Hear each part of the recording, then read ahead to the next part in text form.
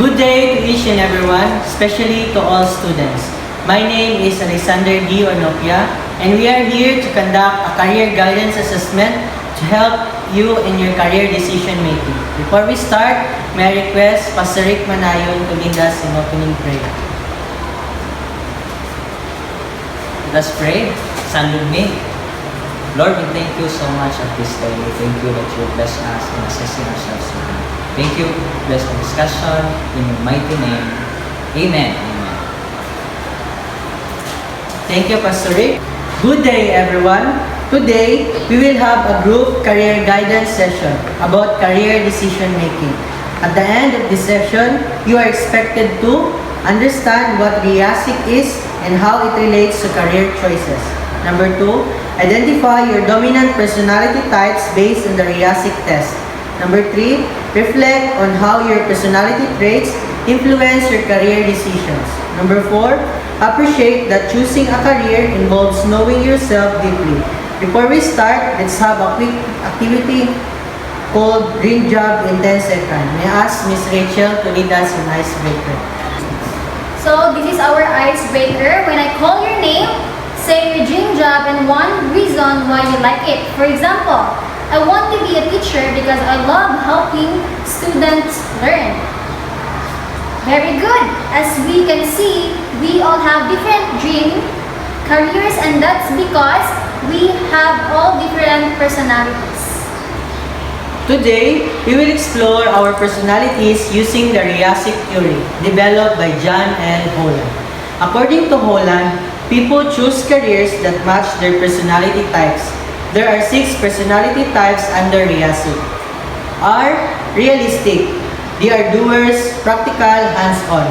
I. Investigative. They are thinkers, analytical, and curious. A. Artistic. They are creators, imaginative, and expressive. S. Social. They are helpers, cooperative, and supportive. E. Enterprising. They are persuaders, leaders, and ambitious. C. Conventional. They are organizers, detail-oriented, and systematic.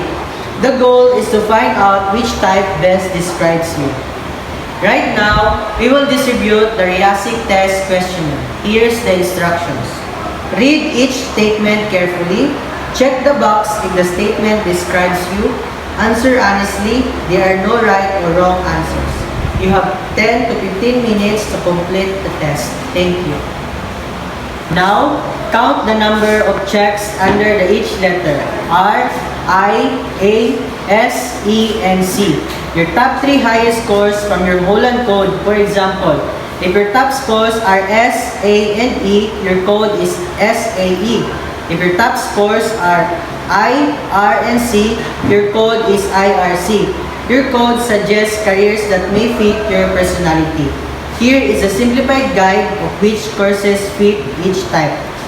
First, the realistic. They are hands-on, practical.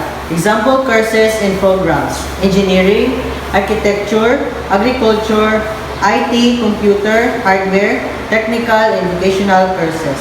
I, the investigative. They are analytical and curious. Courses: medicine, nursing, science, mathematics, psychology, research-focused programs. A. Artistic. They are creative and imaginative. Example courses: fine arts, design, music, performing arts, creative writing, and multimedia. And the social, they are helping and teaching. The courses: education, social work, counseling, nursing, theology, and community development. E. Enterprising. They are leadership and business. Courses: business administration, marketing, entrepreneurship, law, and political science. And lastly, the C. Conventional. They are organized, data-oriented. Example courses and programs: accountancy, finance information, management, office administration, and statistics. So, how to interpret your results? Find your top 3 letters from the RIASIC test. Check the table above to see which courses fits your personality. And 3, focus on careers or courses that aligns with your dominant type. Remember, This is not decide your future, it only guides you. So, we will now having our small group sharing. Now, group yourselves according to your first dominant letter. All realistic types together, investigative type together, and so on. In your small groups, discuss what was your dominant personality type. Second, do you agree with your result? Why or why not? Number 3, what careers match yourself? You only have 10 to 15 minutes to discuss. Thank you. And now, let us proceed to our big group sharing. Let us hear from each group. Kindly choose one representative to share your discussion. Each group representative shares the insight. Thank you for your honest sharing.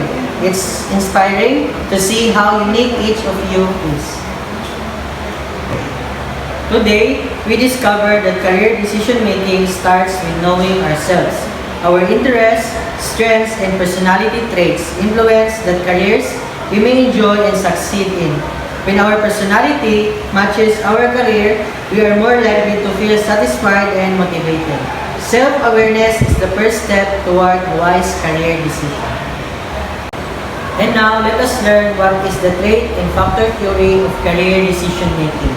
The trait and factor theory of career development, developed by Brown Parsons, explains that choosing a career should be based on matching a person's traits with job factors.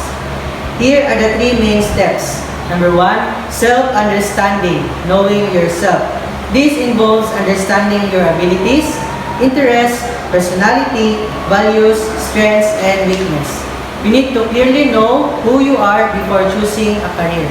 Number 2, knowledge of occupations, knowing the world of work. This means gathering accurate information about different careers, job responsibilities, required skills and education, working conditions, salary, and opportunities. You must understand what each career requires. Number 3, last, the matching traits with factors, reasoning, and decision-making. The final step is matching your personal traits, abilities, interests, personality, and aptitudes, the factors or requirements of a job.